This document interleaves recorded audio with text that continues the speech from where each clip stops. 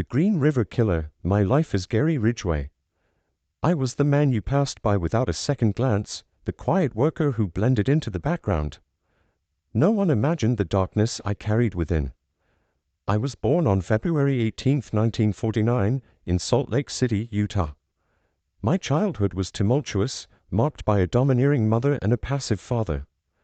I struggled academically, and my social interactions were fraught with difficulties. At 16, I stabbed a 6-year-old boy, an act that foreshadowed the horrors I would later commit. In the early 1980s, the area around the Green River in Washington state became my hunting ground. I targeted vulnerable women, runaways, and sex workers, luring them with the promise of money or a ride. Once secluded, I would strangle them, often using ligatures, and then dispose of their bodies in wooded areas or along the river. The media dubbed me the Green River Killer, a name that became synonymous with fear.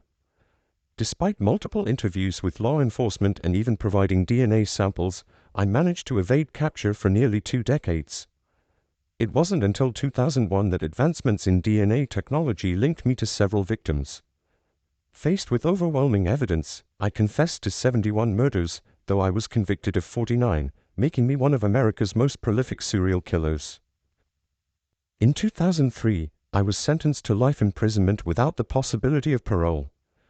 I now spend my days in the Washington State Penitentiary, reflecting on the lives I took and the pain I caused. I am Gary Ridgway, the Green River Killer. I wore the mask of normalcy, hiding the monster within, leaving a trail of sorrow and loss in my wake.